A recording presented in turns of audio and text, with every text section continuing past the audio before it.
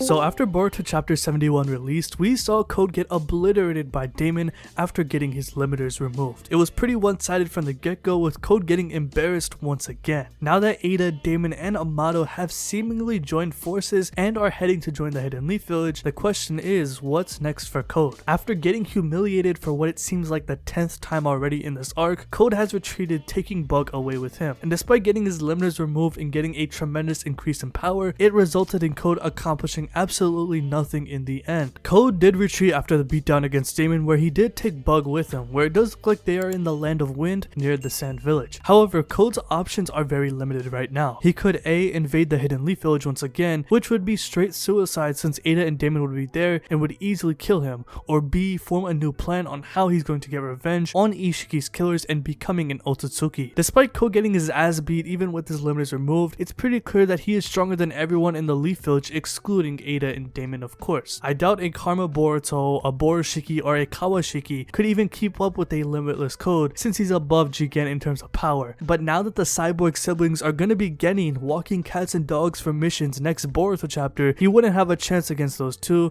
and it would be pointless on what Code wants to accomplish. The best option for Code right now is to find a hiding spot, preferably another Kara hideout. I think the biggest X factor for Code here is the fact that he has Bug with him. And yes, I know from a narrative standpoint, Bug is completely fodder and was shitting his pants when talking to a limiter Code, so it may seem like Bug wouldn't seem important at all. However, Bug is an outer member of Kara and has knowledge on the cyborg siblings. He was responsible for holding Ada and Damon in their pods in Boro's hideout and understands how strong and what abilities that these two have. In fact, Bug, despite not accomplishing much, was the person who revealed Damon's reflector weakness and Ada's enchantment ability. And while Bug didn't fully explain Ada's ability, he understands both Ada and Damon's abilities in combat. What makes this so important is the fact that Bug may have some contribution when it comes to building these cyborgs, including the other cyborgs that were stronger than Jigen that were eventually disposed of. Having this type of knowledge is something that is not normally known, since not even inner members like Code don't even know about this, such as Damon's reflector ability, for example. Also, with the fact that Bug mentioned Amato's last name, it wouldn't seem too logical for Bug to be close to Amato to begin with and share some similar knowledge that he has himself. Now that Code retreated with Bug to another location, the best way to counter Ada and Damon is to build new cyborgs. Bug does seem like he has information and understands the abilities of both Ada and Damon. However, even if Bug provides all of these weaknesses to Code, it's pretty obvious that a limitless Code still wouldn't be able to defeat them to begin with. Even after finding out that Damon needs to be touching someone with his palms to activate his reflector ability, Code was still getting physically overpowered and blitzed from Damon, which I mentioned before that it would be suicide to fight Damon again, much less Damon and Ada at the same time. And not to mention, Ada did mention that she would be able to kill Code herself. And with Bug by his side, the best option right now is for Code to create a new cyborg army for himself, aka the new Kara organization. It's pretty obvious that he doesn't have the manpower to achieve his goals now that Ada and Damon are going to join the Leaf, since we know that Amato has created cyborgs that surpass Jigen in terms of power, but eventually were disposed of. The only cyborgs that weren't disposed of were Damon and Ada, but what if there were other cyborgs that were not destroyed and were resting at other Kara hideouts? The Boruto manga has implied that the only cyborgs that were not destroyed were Ada and Damon, due to Ada's enchantment ability affecting Boro from disposing of them. With this being established and Ada being the all-knowing who sees everything in the world, Ada would have mentioned that there were other cyborgs that were being held in other Kara hideouts, for example, but she never mentions them or implies that other cyborgs that were stronger than Jigen still existed today. But according to Ada, she doesn't find anything in the world particularly interesting and tends to ignore plenty of things that have happened around Earth. If Code knew about the other cyborgs, he would have gone to them by now before invading the Hidden Leaf Village earlier in this arc. The one person who could introduce the other cyborgs that weren't disposed of, if they aren't disposed of yet, would be Bug himself. Since the Kara organization is a hidden group like the Illuminati, for example, they are always hiding, whether it's in plain sight, such as the outer members walking among the 5 great nations, or in hideouts that are disguised with a hidden motive, such as Boro's cult, for example. If there aren't any Jigen plus cyborgs that are still out and about, the best option would be for Code to build more cyborgs for Code's squad. Since Bug is also a scientist like Amato, it would be pretty reasonable for Bug to be able to create cyborgs just like how Amato can. However, at the same time, there seems to be a distinction in terms of technological knowledge between Bug and Amato, as Bug refers to Amato as a genius scientist. If Bug were to create cyborgs for Code, I wouldn't expect Bug to create cyborgs on the same level as Amato, such as Ada and Damon. However, since he understands Ada and Damon's full abilities and how they operate, he can still have the ability to build cyborgs that can counter their abilities. Maybe not in terms of physical raw power and strength, but in terms of hacks to counter Ada and Damon. Obviously, it would be impossible to counter Ada's enchantment ability unless Bug can create an Otsutsuki cyborg or a blood relative, which is a pretty unlikely thing to happen, but having this knowledge is crucial in making a plan to take them down. Since every jutsu has a weakness, there are going to be limitations on what the cyborgs can accomplish, especially with their abilities. Damon has his weakness with his reflector ability, and Ada's hasn't been revealed yet, but Bug does know, however, since he didn't have time to fully explain Ada's abilities when Code first met Ada. So with that being said, whether Code finds the other Jigen plus cyborgs that have been disposed of, or have Bug create cyborgs from scratch to create the new Kana organization, all I'm gonna say is that it's gonna take some time for Code to create a squad to fight the Hidden Leaf Village. The Boruto manga is pretty crazy with their pacing of the story, however in the Code arc so far in the manga, Kishimoto has been taking his damn time when it comes to developing the characters and plot so far in this arc. In contrast to Kodachi, who showed constant action in the manga, Kishimoto made sure the creation of the cyborgs for Code's death squad. Boruto fans have been waiting for the time skip to occur in the manga for the past year now, and with the attack and pace of Ada and Damon joining the Leaf, I highly doubt that Code is going to attack the Hidden Leaf Village once again in the next couple of chapters in the Boruto manga. In fact, a big change of pace could be coming soon, as it seems like Code is going to take his time when exacting revenge and achieving his goals. So far throughout the Code arc, Code has been attacking the Leaf Village without much thought. He was putting himself in danger multiple times recklessly by fighting Boruto, Momoshiki, Kawaki, and Damon all in one day. Taking a step back would be more beneficial for Code to think about his next attack, considering how reckless he has been throughout this arc. So with that being said, is the Boruto time skip going to happen in the next couple of chapters? The answer is most likely no, considering that there's still a lot of questions to be answered, such as Boruto and Kawaki's relationship, Amado's reasoning for giving Kawaki the Karma Seal once again, Ada meeting Kawaki for the first time, where is Kashi and Koji, and what is Code going to do? Stuff like that still needs to be addressed in the story. I'm still holding on to the prediction that the time skip will happen mid next year in 2023, especially how slow Kishimoto has been moving the plot of the story, but I do think this is the last arc of Boruto Part 1. There has been many things in the story that have been hinting toward a time skip coming soon, such as Kawaki getting his Karma Seal back, and the Momoshiki resurrection dilemma being gone from Boruto's endless number of problems that he has, which do get answered in the time skip, aka the future. The setup is there, however the biggest question is right now is how will Kishimoto handle Code's character? It's becoming more obvious that Code is more of a long-term villain compared to what Ishiki was during the Kawaki arc, who didn't last too long. The Code arc has been ongoing for about 16 chapters now, and despite all of that, Code hasn't accomplished too much for his character, and with many possibilities that can occur for the future, Code can possibly evolve further in power and character, such as becoming an Otsutsuki and getting a real backstory. There are still many things about Code that need to be addressed about his character, such as why does Code have an obsession about Ishiki, and why does he adore the Otsutsuki so much? What makes Ishiki so special through Code's eyes, which would help us understand Code's motives even more. Code so far still has many things that need to be addressed before going into the time skip, and I'm all for it, to be honest. As a main villain, there's still a lot more for him to accomplish, and considering what's at stake, I'm praying that Kishimoto will make him much more impactful within the story. Because I'm not gonna lie, when bro got his limiters removed, I think a lot of Boruto fans expected Code to be that guy. However, it proved that he was not him, and Damon obliterated him within one Boruto chapter. So let me know what you think about this in the comment section below. How do you feel about Code so far, and what do you think he's going to do next? For me, as I said before in this video, I definitely do think he's going to take his time and build a cyborg army. It's obvious that he does not have the power to just invade the Hidden Leaf Village once again, especially if Ada and Damon are there. He would just get obliterated. There would be no point of building up Code to begin with. I think Kishimoto is going to take his time, and I think it would be crazy for the time skip to happen in the next couple of chapters. I know some people have been saying that, considering that there is no Boruto chapter dropping this month, so I see why people are trying to say that, but I think that there's still a lot of stuff that need to be addressed, such as the things I've mentioned before in this video. But let me know what you think about this video in the comment section below, and tell me, when do you think the Boruto time skip is gonna happen? What do you think Code is gonna do from here on out? Do you think he'll invade? Do you think he'll take his time? Because I'm not gonna lie,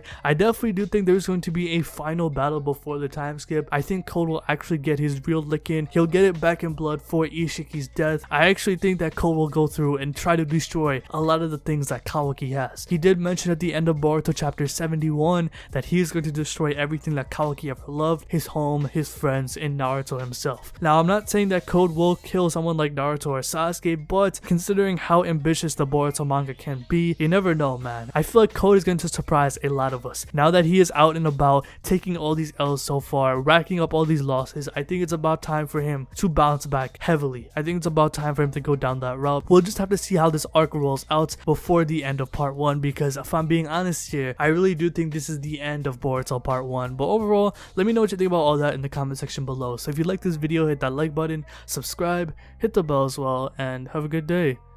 Peace.